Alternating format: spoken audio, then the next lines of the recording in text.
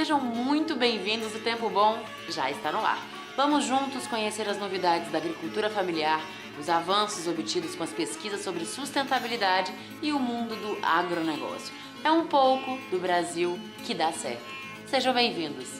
O destaque do Tempo Bom de hoje é um projeto que vem encantando o nosso estado e acaba de conquistar um prêmio internacional, o World Steel Association, o Oscar da aplicação de práticas sustentáveis no setor siderúrgico.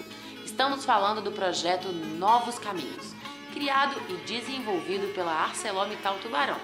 O projeto utiliza um agregado siderúrgico chamado de escória para pavimentar as vias vicinais de diversas cidades do estado do Espírito Santo. Para vocês terem uma ideia, já são 31 prefeituras contempladas com o projeto, também conhecido como Revisol, solução em revestimentos. São as práticas sustentáveis literalmente colocadas em prática. No nosso terceiro bloco, veremos a matéria sobre a arte que envolve o cultivo de bonsai. É a milenar arte oriental que moldam espécies de plantas para torná-las ainda mais lindas. Um verdadeiro encanto imperdível.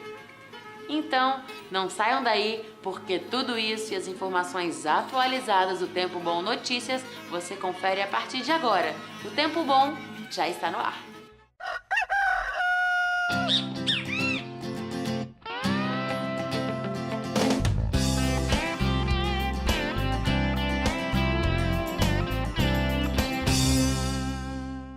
Na matéria especial da semana, vamos conhecer esse projeto que vem ajudando muitas cidades e seus moradores das áreas rurais. Primeiro, vamos entender como funciona essa nova prática de reuso de agregado siderúrgico chamado Revisol.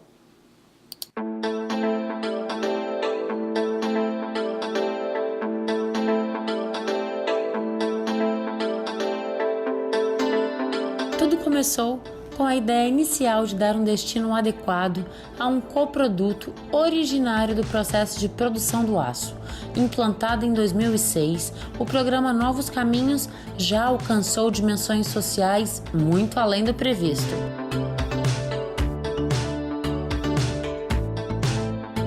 Doze anos depois, o programa Revisol, como é mais conhecido, já é uma realidade para mais de 30 municípios do nosso estado.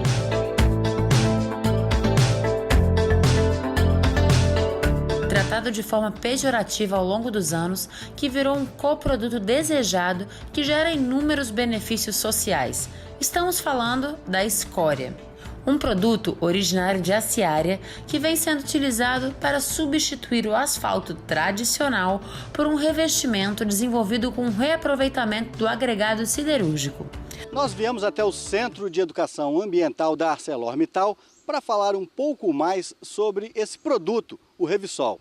Aqui ao meu lado o Ricardo Felipe Teixeira Moreira. Ele é engenheiro mecânico e é especialista de desenvolvimento de coproduto.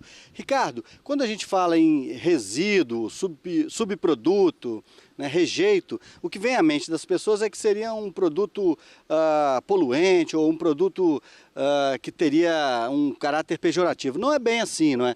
Na verdade, esse é um material que ele surge a partir da transformação de outros elementos existentes na natureza. Perfeito, Alex. Você colocou bem. A preocupação ela sempre existe quando a gente trata, a princípio, de um resíduo siderúrgico. É importante a gente trazer esse conceito porque o resíduo ele surge inerente ao processo de produção de aço. Importante a gente trazer que o processo de produção de aço ele é constituído de elementos naturais. Então, o que acontece é uma transformação onde o que vai ser transformado em aço segue num processo de conformação e o que não é para ser transformado em aço surge então o que a princípio é denominado escória de aciaria. E a gente sabe que esse nome escória, por muitas vezes, ele tem uma conotação um pouco pejorativa, um pouco desconhecida do público e leva a um conceito inicial de algo que seja danoso ao meio ambiente ou à própria saúde humana, algo que a gente vai ver um pouco mais propriedade daqui a pouquinho, que não é nocivo. O importante é a gente trazer que o Revisol é um excelente exemplo de transformação de um resíduo, propriamente dito, em um coproduto. E o que é essa diferença resíduo e coproduto? A partir do momento que você identifica no seu resíduo propriedades, através de pesquisa e desenvolvimento, identifica metodologias de processamento e de aplicação, e passa a identificar nesse, assim agora, produto, um comportamento que vai oferir a ele um desenvolvimento de aplicação, como no caso o Revisol, é a aplicação em revestimento de estradas, né, rurais e urbanas. Ele traz esse benefício aí para as estradas. Então a gente começa a fazer um processamento, ele assume características que a gente tem que fazer um controle tanto dentro da unidade siderúrgica, para que a partir do momento que ele vá ao mercado ou vá à sua aplicação, ele faça então o seu desempenho de forma adequada. Então, inicialmente o que pode ser um resíduo de processo, a partir do momento que ele é controlado e assume uma atitude positiva, ele ganha um caráter de coproduto, que é o caso do Revisol. Essa pesquisa, obviamente, não foi assim tão simples como a explicação. Levou muito tempo, vocês tiveram muita gente debruçada sobre esse problema. Conta um pouco sobre esse processo até chegar nesse produto. O sucesso do programa ele já está há mais de 10 anos, hoje já caminhando para os seus 12 anos de programa. As pesquisas se iniciaram então lá, né, no início do projeto, sempre com unidades parceiras também. A gente tem uma empresa de engenharia rodoviária que nos auxilia, a academia, então a gente tem alguns trabalhos aí com universidades federais, centros de pesquisa também internacionais que a gente pode contribuir dentro do grupo, que vão trazer todo o embasamento acadêmico e científico dessa aplicação. Ricardo Felipe Teixeira Moreira, engenheiro mecânico, que é especialista de desenvolvimento de coproduto da ArcelorMittal. Muito obrigado pelas explicações. Na segunda parte do programa, a gente vai falar um pouco mais sobre a questão ambientalmente sustentável do Revisol. Voltamos ao estúdio. Essa foi apenas a primeira parte. No próximo bloco, vamos ver a aplicação desse agregado e sua utilização na prática. É um instante só. Não saiam daí que a gente já volta.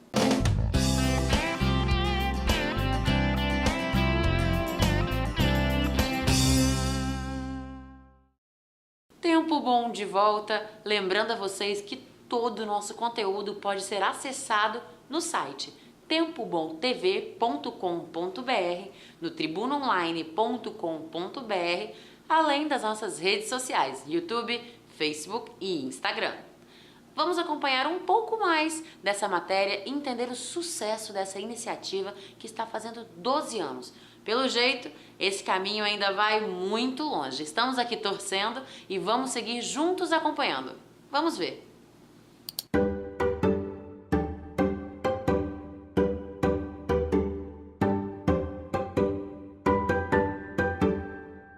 É muito bom saber que trata-se de um produto ambientalmente saudável e que por trás desses resultados positivos existe uma pesquisa científica aprofundada com empresa especializada em engenharia rodoviária, universidade e profissionais altamente qualificados.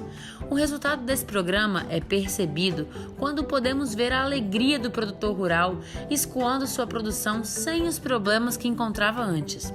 O acesso ficou bem mais fácil para toda a população atendida pelo projeto. Onde antes não ia ônibus escolar, ambulância e o programa Mão na Roda, por exemplo, hoje funcionam normalmente. Ir à escola, participar de atividade de lazer e cultura são alguns dos benefícios atendidos prontamente pelo programa Revisol. Literalmente, está sendo garantido o direito de ir e vir para quem precisa. É a responsabilidade social colocada em prática. E com tudo isso, todos ganham. É muito bom saber que o Revisol é um produto inerente e que não causa danos ambientais. Pelo contrário, é um bem mais ecológico que o asfalto, oriundo dos combustíveis fósseis. Sua composição, aliada ao calcário e outros componentes, o torna um cimentante de grande durabilidade e resistência. Para a gente entender o uso do produto Revisol, fomos conversar com o engenheiro ambiental Eduardo Kazuaki Shiramata, um dos responsáveis pelo programa Novos Caminhos. A gente vai continuar falando sobre o Revisol e agora você vai saber por que ele é considerado um produto ambientalmente sustentável. E para explicar isso, detalhar esse assunto, ninguém melhor do que um engenheiro ambiental. Aqui ao meu lado, o Eduardo Shiramata. Ele é especialista de meio ambiente da ArcelorMittal Tubarão. Eduardo, a verdade é que o Revisol então não é um produto poluente, ele não é nocivo à saúde. De forma alguma. O Revisol é um coproduto, né, agregado siderúrgico, passa por um beneficiamento. Ele não é perigoso, né, os laudos de análise de classificação, ele é classificado como um resíduo não perigoso. E como é que se deu o processo de desenvolvimento desse coproduto? O processo de desenvolvimento do Revsol contou, né, com estudos, né, de avaliação de risco à saúde e ao meio ambiente, né, que são feitas normalmente com produtos, né, e elas demonstraram a segurança ambiental e a saúde humana. Quer dizer, é um produto inerte, né? Mas de qualquer forma ele não tinha utilidade. Como é que vocês conseguiram mudar essa realidade? O agregado siderúrgico, ele é utilizado no mundo inteiro, né? Os países desenvolvidos já têm essa cultura, né, de reciclagem, da economia circular. Então, no Brasil, a gente ainda está engatinhando um pouco, né, nessa matéria de reciclagem. Está em fase ainda muito inicial esse processo todo, né? Sim, porém, né, dentro dessa visão, então o Revsol foi desenvolvido justamente visando atender a necessidades locais, né? O agregado siderúrgico é utilizado na indústria rodoviária no mundo todo, porém, no Brasil existe ainda uma quantidade muito grande de vias não asfaltadas, né? Então, o próprio nome Revsol, ele surgiu como uma solução para o revestimento, né? Então, uma solução que possa ser utilizada para pavimentar vias não asfaltadas. E como é que funciona? É aplicar o produto simplesmente? Tem uma química, uma fórmula para se transformar? Como é que é aplicado o Revsol? A composição do Revsol, né, ela é muito semelhante à de rochas naturais, porém com uma característica ela muito rica em calcário, né, originada das suas matérias-primas utilizadas no processo siderúrgico. E ela dá uma característica cimentante a esse material, né, que garante uma qualidade técnica superior dessa aplicação. E aí é aplicado só o Revsol ou tem algum outro produto? Tem que colocar água, mais algum outro produto junto? Então, o processo de desenvolvimento nesse momento foi muito importante, né? Porque foram feitos diversos testes para identificar qual que é a melhor forma desse material ser utilizado. Então, o Revsol como aplicação em revestimento primário, ela é misturada com argila, que pode ser do próprio leito natural, né, da via, e dessa forma ela garante as características de durabilidade, de resistência à carga que é esperada para essa aplicação. Isso aí, muito legal. Obrigado pelas informações. Eduardo Shiramata, que é especialista de meio ambiente da ArcelorMittal Tubarão. Voltamos ao estúdio. De volta para avisar que na semana que vem daremos continuidade a essa matéria especial que vimos hoje e iremos conhecer um pouco mais sobre o projeto Novos Caminhos e os seus alcances. Vamos fazer uma pausa e na volta acompanhar os destaques do Tempo Bom Notícias. É um instante só, não saiam daí que a gente já está voltando.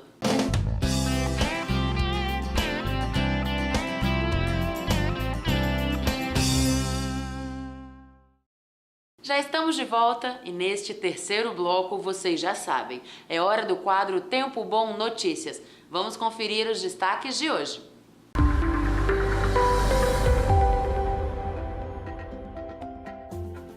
Dia de campo, café Conilon, manejo sustentável do solo, 17 de abril, das 7h30 da manhã ao meio-dia, no sítio Santo Antônio, na Avenida Salvador, número 880, Pedro Canário. Informações pelo telefone 027 3764 1145. Encontro de pecuaristas, opções forrageiras para alimentação de bovinos, dia 19 de abril, das 9 da manhã até as 11 horas. Na Fazenda Experimental Bananal do Norte, na rodovia João Domino Zago, quilômetro 2,5, distrito de Pacotuba, Cachoeiro de Itapemirim. Informações pelos telefones 028 3539 7198, 028 3155 5054 e 028 3522 5788. Acontece em Castelo, no sul do estado, a World Cup Brasil, competição que reúne os melhores pilotos de paraglides do Brasil e do mundo. Começa hoje, dia 14, e vai até o dia 21 na rampa de Ubá. Vale a pena conferir de perto um belíssimo espetáculo. Informações pelo e-mail turismocultura@castelo.es.gov.br. A atração de Santa Teresa, na região serrana do estado, até o dia 22 de abril, é o 5º Festival Gourmet. O evento reúne 22 estabelecimentos que servirão pratos exclusivos para o festival. O tema desse ano é A Itália é Aqui. Comemora-se na próxima terça-feira, dia 17, o 131º aniversário de emancipação política da cidade de Santa Leopoldina. São vários os eventos e shows programados. concurso de Rainha das Etnias, exposição de produtos da agroindústria, apresentação da Orquestra de Câmara Preservarte, desfile histórico e shows são algumas das atrações. Informações, confira no site www.santaleopoldina.es.gov.br.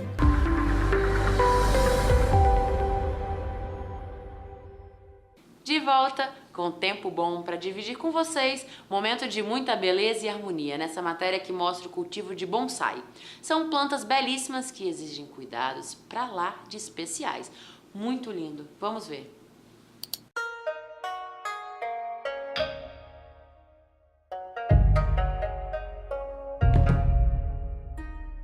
Que tal começar a matéria conhecendo um pouco o que é um bonsai? Termo do japonês que traduzido literalmente quer dizer plantado em bandeja. O bonsai se constitui numa das artes mais completas e, por que não, terapêuticas para os seus cultivadores e admiradores. O bonsai surgiu na China com monges que, quando se deslocavam, passavam 15, 20 anos no mosteiro, quando eram transferidos para outro, queriam levar a miniatura daquele local que eles meditavam ou faziam as leituras. E assim surgiu o bonsai.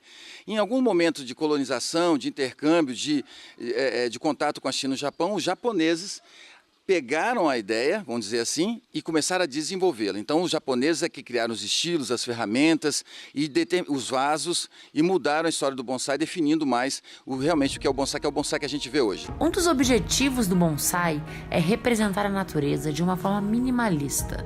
As árvores podem ser reduzidas sem perder sua beleza e esplendor.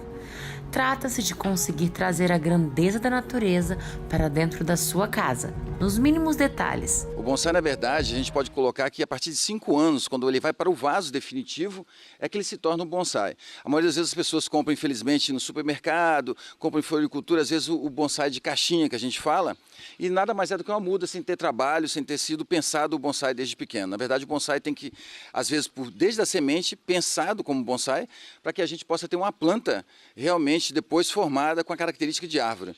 Então, quando você olhar para o bonsai, você tem que lembrar uma árvore grande, uma árvore antiga. Isso é o sentido do bonsai.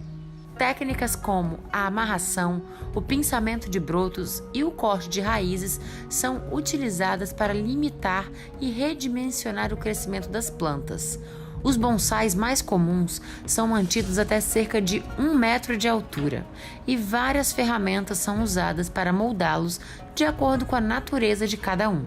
Tesouras, pinças, prendedores, arames, quase uma mini oficina, são necessárias para cuidar e tratar dessas plantas robustas e delicadas ao mesmo tempo. Coisa de artista. Mas ainda assim, todo mundo pode se tornar um bonsaísta. Primeiramente, é preciso amar as plantas. Depois, muita dedicação que vai dar tudo certo. Eu sempre falo, para ter bonsai, você precisa pensar em 3 coisas. Primeiro, tempo. Primeiro, gostar de planta, na verdade. Sem gostar de planta, não adianta ter bonsai. Segundo, tempo, porque você precisa molhar todo dia, às vezes no verão, 2 vezes por dia, e olhar pragas, porque as pragas atacam muito mais fácil uma planta que está no vaso limitado do que uma planta que está no jardim ou no vaso grande. E terceiro, paciência, porque bonsai não se faz de um dia para o outro. Eu tenho plantas aqui de 34, de 20, de 5, quer dizer, você tem uma história, a planta tem uma história que leva para ela. E outra coisa que ajuda os principiantes é que qualquer planta que tenha caule lenhoso e desenvolva galhos pode ser cultivada em um recipiente menor, como um bonsai, desde que tenha os cuidados que cada espécie exige. O mais legal é você começar com plantas nativas nossas, por exemplo, a pitangueira, a jabuticabeira, a buganvília, o ficus. São plantas que a gente indica para iniciante porque não tem aquela questão de mais dificuldade, falta uma água, cai a folha, já morre, são plantas mais resistentes. E a pitangueira, por exemplo, é nativa da restinga nossa, então, quer dizer, é uma planta que vive na areia, que suporta dificuldades. Um bonsai pode dar fruta? Sim, claro. Infelizmente hoje eu não tenho aqui nenhum com fruta, mas a pitangueira, a cerola, a jabuticabeira, a amora, todos esses se você plantar e na época certa eles costumam florescem normalmente e frutificam. A única diferença dessa planta para uma árvore normal, uma planta grande, é que ela está limitada no vaso.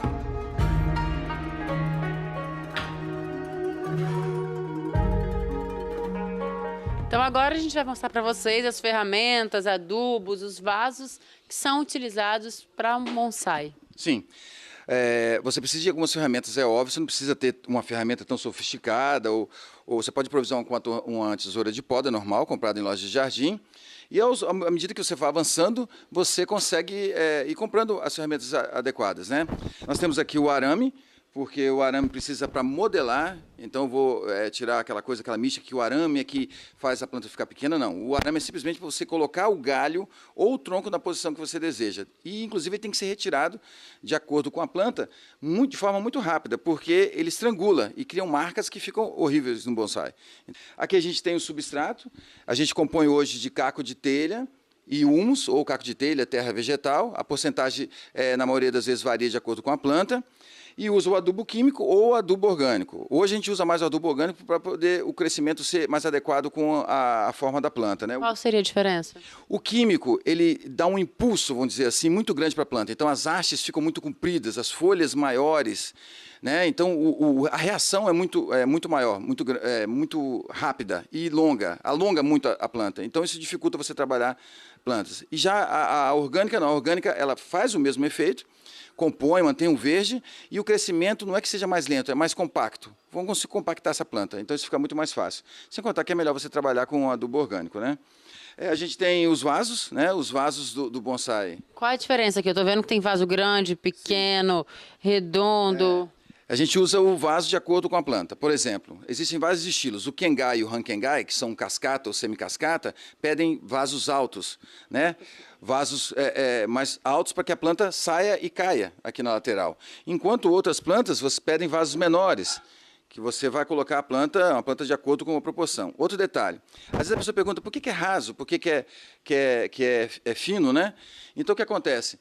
A proporção do vaso é de acordo com o tronco. Se eu tenho um tronco fino, o vaso tem que ser mais raso. Se eu tenho uma planta mais grossa, o vaso pode ser mais alto, mais grosso. Como vimos, o encanto e os segredos da arte do bonsai escondem algumas revelações interessantes. Vocês sabiam, por exemplo, que quando doa um bonsai de presente a alguém, você está desejando uma vida longa?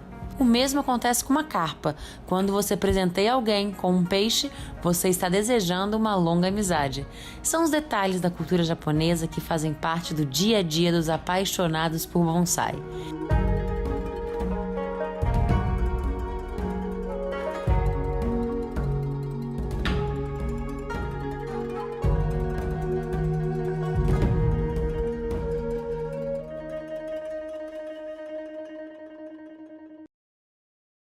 O programa de hoje vai ficando por aqui. Que pena que acabou, mas você já sabe que todo o nosso conteúdo está disponível para você ver ou rever quando e onde quiser na internet, no site tempobomtv.com.br, no tribunaonline.com.br, no YouTube, pelo canal Tempo Bom TV, no Facebook e no Instagram. Antes de encerrar, não poderíamos deixar de agradecer ao nosso amigo Alex Pandini, que esteve conosco até aqui, acreditando nesse projeto e contribuindo com seu profissionalismo e competência. Valeu, Alex! Toda a nossa equipe deseja muito sucesso nessa nova jornada. E da nossa parte fica até breve. Muito obrigada a você pela companhia, foi muito bom estar aqui. É uma pena que acabou, mas na semana que vem tem muito mais tempo bom. Um grande beijo, fiquem com Deus e até semana que vem. Tchau, tchau!